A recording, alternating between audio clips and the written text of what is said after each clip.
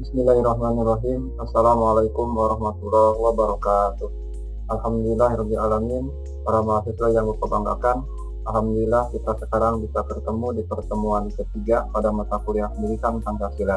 Pada pertemuan ini kita akan mencoba menggali tentang esensi-esensi nilai-nilai Pancasila yang ternyata sudah tertanam menjadi kepribadian dan jati diri bangsa Indonesia pada masa zaman kerajaan atau yang kita kenal dengan istilah masyarakat Nusantara di Indonesia pada saat itu.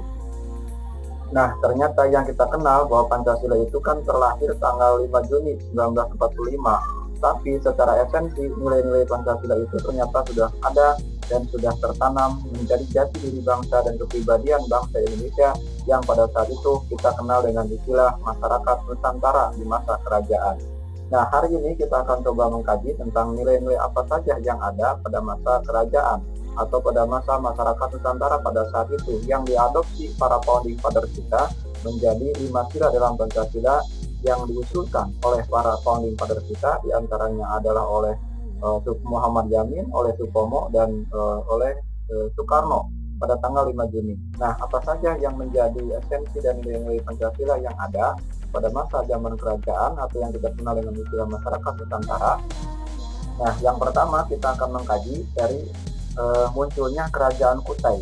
Jadi bangsa Indonesia atau masyarakat Nusantara pada masa kerajaan itu merupakan masyarakat yang besar, masyarakat yang rukun, hidupnya tentram, damai dan sejahtera. Semua kebutuhan tercukupi pada masa kerajaan pada saat itu.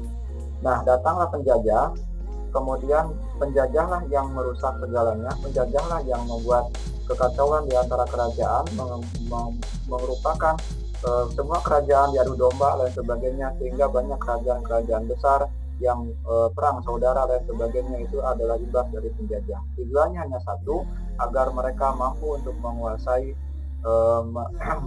sumber daya alam atau rempah-rempah yang ada di Nusantara pada saat itu.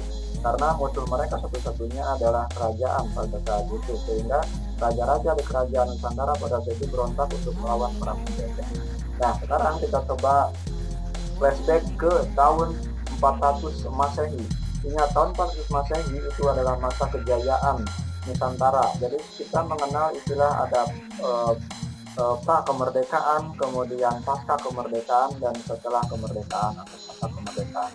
Nah, perjuangan Indonesia pada pra kemerdekaan atau sebelum kemerdekaan itu diawali dengan perjuangan-perjuangan nenek moyang kita di masa kerajaan untuk mengusir penjajah. Nah, ternyata pada masa kerajaan inilah nilai-nilai Pancasila ini ternyata sudah tumbuh dan sudah berkembang dalam kehidupan masyarakat, khususnya di abad atau di tahun 400 Masehi, itu di Kerajaan Kutai. Nah, Kerajaan Kutai merupakan kerajaan besar di Nusantara pada saat itu yang mampu mensejahterakan masyarakatnya, yang mampu hidup dengan berdampingan dengan kerajaan-kerajaan lain yang di dalamnya masyarakatnya terdiri dari beraneka ragam agama, beraneka ragam suku dan bahasa pada saat itu. Namun mereka hidup rukun dan tentram pada saat itu sebelum penjajahan datang. Nah, jadi kesimpulannya yang pertama, di masa kejayaan yang pertama adalah kita mengalami masa kejayaan pada masa kerajaan. Kerajaan yang pertama yang mengalami masa kejayaan yaitu adalah Kerajaan Kutai yang terlahir pada tahun 400 Masehi. Nah, nilai-nilai apa sajakah yang berhubungan dengan nilai-nilai Pancasila dalam kehidupan masyarakat Kutai? Yaitu yang pertama adalah masyarakat Kutai menampilkan nilai-nilai sosial dan politik dan ketuhanan dalam bentuk kerajaan. Kemudian dalam bentuk kerajaan kenduri serta sedekah kepada Brahma. Nah, sedekah kepada Brahma itu merupakan sudah simbol bahwa pada masyarakat Kutai juga sudah mengenal istilah adanya kepercayaan atau mereka sudah mengenal agama yang pada saat itu adalah mereka mengenal agama Hindu dan Buddha pada saat itu. Tapi mereka rukun hidup sosial dan hidup berdampingan satu sama lain karena nilai sosial dan politiknya sangat kuat pada saat itu. Itu menandakan nilai persatuan, nilai kemanusiaan tidak ada pada saat itu. Nah, itu beberapa hal yang ada dalam kerajaan Kutai pada saat itu tahun 400 Masehi. Kemudian masuk ke berikutnya itu adalah pada masa abad ke-7, pada abad ke-7 itu lahirlah kerajaan Sriwijaya pada saat itu. Nah, kerajaan Sriwijaya merupakan kerajaan kedua terbesar di Nusantara pada saat itu yang mengalami masa kejayaan di Nusantara pada saat itu. Nah, nilai-nilai apa sajakah yang tertanam dalam kepribadian dan jati diri masyarakat Kerajaan Sriwijaya yang kita adopsi oleh para founding father kita adopsi menjadi nilai-nilai Pancasila? Yang pertama, berkembang pesat dan maju itu ciri khas dari masyarakat Sriwijaya. Jelas di situ nilai persatuan dan kekompakan dan kebersamaan itu sangat menunjang. Sehingga itu adalah sila ketiga, jelas menjadi dasar dan fondasi yang kuat para founding father kita mengusulkan nilai-nilai itu. Yang kedua, mempunyai letak strategis sebagai pusat perdagangan. Jelas pada saat itu Sriwijaya merupakan kerajaan terbesar, kemudian dengan angkatan lautnya terkuat pada saat itu, sehingga dikenal dengan istilahnya merupakan kerajaan maritim yang sangat disegani pada saat itu. Kemudian merupakan juga pusat agama dan kebudayaan yang disegani di kawasan Asia Tenggara, termasuk Hindu dan Buddha. Itu juga merupakan pusat keagamaan dan pusat kebudayaan agama-agama Hindu dan Buddha di Nusantara khususnya, dan umumnya adalah di kawasan Asia Tenggara. Sehingga nilai-nilai inilah yang merupakan kejayaan dan kebanggaan besar bagi kerajaan Sriwijaya pada saat itu, sekaligus untuk Nusantara dan sekaligus sebagai bangsa Indonesia saat ini, yang merupakan Sriwijaya pada saat itu sudah menjadi tonggak sejarah perjuangan kerajaan pada saat itu. Dan kejayaan lainnya di kerajaan Sriwijaya jelas itu di bidang maritim atau di bidang kelautan. Mereka memiliki kapal-kapal perang, kapal-kapal laut yang sangat disegani oleh masyarakat Asia Tenggara khususnya. Kemudian perkembangan adat, perkembangan budaya dan agama sangat disegani di masyarakat Asia Tenggara pada saat itu. Sehingga jelas nilai-nilai Pancasila juga sudah tertanam pada saat itu di kerajaan Sriwijaya. Nah, baik, berikutnya kita lihat apa yang ada dalam kerajaan yang ketiga. Kerajaan yang ketiga masa kejayaan Indonesia yaitu adalah masa kejayaan Nusantara pada saat zaman kerajaan itu adalah kerajaan terbesar yang ketiga, adalah kerajaan Majapahit. Nah, Anda tahu bahwa kerajaan Majapahit pada saat itu dipimpin oleh rajanya Hayam Wuruk, kemudian patihnya adalah Patih Gajah Mada yang memiliki sumpah yang terkenal dengan istilahnya adalah Sumpah Palapa yang ingin menyatukan Nusantara sebelum dia meninggal. Nah, sumpah tersebut janji tersebut ternyata mampu diwujudkan oleh Gajah Mada sebagai Mahapati pada saat itu. Sehingga Majapahit merupakan kerajaan yang berdiri besar dan kuat dan kokoh yang ditunjang dengan kerajaan-kerajaan kecil.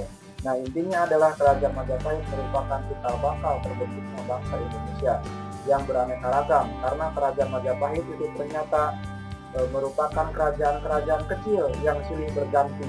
Refleksi pusat kebudayaan dan budaya Jawa Tengah ditandai dengan berdirinya stupa Candi Borobudur dan Candi Prambanan. Nah, ini jelas bahwa secara esensi kerajaan Majapahit itu kalau dilihat dari sumpah dan janji Pak Mahapati Gajah Mada dengan Sumpah Palapanya ingin menyatukan kawasan Nusantara pada saat itu, berarti jelas pada kawasan Nusantara pada saat itu telah ada kerajaan-kerajaan kecil, sehingga oleh Patih Gajah Mada disatukan semuanya menjadilah sebuah kerajaan yang besar yang disebut dengan Kerajaan Majapahit.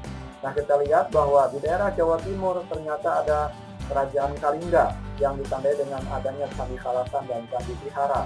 Kemudian di kawasan Jawa Tengah juga terdapat ada dinasti Sailendra yang ditandai dengan adanya Candi Borobudur dan Candi Prambanan. Kemudian di Jawa Timur kita lihat ada Kerajaan Airlangga yang ditandai dengan bangunan keagamaan. Kemudian nilai-nilai toleransi beragama yang sangat tinggi pada saat itu. Ada agama Islam, Hindu, Buddha, tapi mereka hidup pun berdampingan pada saat itu. Kemudian pertanian yang sangat bagus, kemudian nilai-nilai gotong royong dan musyawarah yang sangat baik juga pada masyarakat Kerajaan Majapahit di Jawa Timur pada saat itu. Kemudian sistem perdagangan yang juga berjalan dengan sangat pesat. Sehingga Kerajaan Majapahit yang merupakan kerajaan yang ditunjang atau yang berdiri dari kerajaan-kerajaan kecil yang disatukan oleh Sumpah Palapa menjadilah sebuah kerajaan besar yang menjadi Kerajaan Majapahit pada saat itu. Nah, kemudian apa saja yang menjadi nilai esensi dari Kerajaan Majapahit pada saat itu? Yang pertama, ternyata di Kerajaan Majapahit mampu melahirkan beberapa aspek dan beberapa hal yang diadopsi oleh para founding father kita menjadi nilai-nilai Pancasila, sekaligus nama Pancasila pada saat itu yang diusulkan oleh Bung Karno tanggal 5 Juni 1945. Apa saja itu? Yang pertama, konsep Bhinneka Tunggal Ika ternyata sudah ada pada masa Kerajaan Majapahit. Itu dalam bukunya Kitab Sutasoma yang dikarang oleh Empu Sangtular. ada istilah Bhinneka Tunggal Ika, Samhana, Dharma, Mangrua. Tujuannya hanya satu, adalah ingin menyatukan Nusantara, ingin menyatukan kerajaan Majapahit yang pada saat itu terdiri dari kerajaan-kerajaan kecil dengan perbedaan agama, dengan perbedaan status ekonomi, sosial, dan sebagainya dalam masyarakatnya.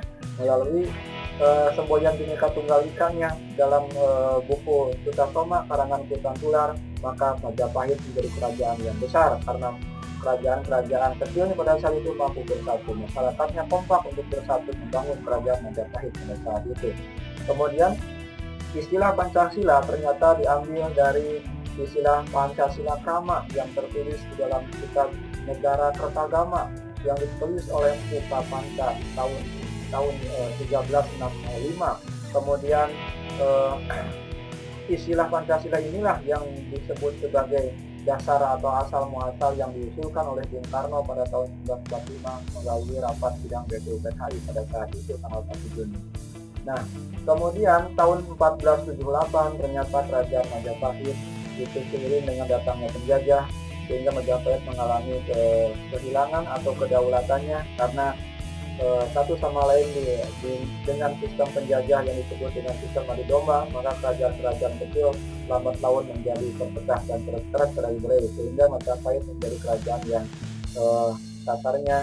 taringnya sudah hilang sehingga menjadi kerajaan yang hilang kedaulatannya. Itu di tahun 1478. Nah, dari cerita tersebut jelas bahwa Indonesia mengalami masa kejayaan di masa kerajaan yang puncaknya adalah masa kerajaan Majapahit pada saat itu, ya dengan beberapa istilah yang kita adopsi, beberapa istilah yang dimunculkan oleh para pemimpin pada kita yang melalui rapat BPUPKI, baik itu tanggal 29 Mei, tanggal 30 Mei, dan tanggal 1 Juni 1945, ternyata itu bersumber dari kerajaan Majapahit, baik itu tata kehidupannya, kemudian tata kelola pemerintahannya, tata kehidupan sosialnya, perdagangannya, keagamaannya, dan sebagainya, itu ternyata sudah muncul dan sudah tertanam pada masyarakat dan kerajaan pada saat itu, baik dari mulai kerajaan Kutai, kerajaan Majapahit, dan kerajaan Sriwijaya. Nah, sehingga nilai-nilai Pancasila ternyata sudah tertanam pada masa zaman kerajaan. Sehingga kalau ada pertanyaan kapan Pancasila itu lahir, dan ternyata kita sepakat bahwa Pancasila lahir merupakan tanggal 1 Juni 1945 dan sejak kapan Pancasila itu muncul, dan ternyata Pancasila itu muncul sebenarnya sudah ada dan sudah tertanam dalam diri dan jati diri masyarakat Nusantara pada masa zaman kerajaan, baik zaman kerajaan Kutai, Sriwijaya maupun Majapahit. Nah, itu yang bisa saya sampaikan di pertemuan ini. Minggu depan kita akan kaji tentang konsep sejarah perjuangan dan sejarah perumusan Pancasila. Nah, itu yang bisa saya sampaikan untuk asal muasal atau latar belakang munculnya nilai-nilai Pancasila yang diadopsi para founder kita tahun 1945. Terima kasih, mohon maaf kalau kekurangannya. Assalamualaikum warahmatullahi wabarakatuh.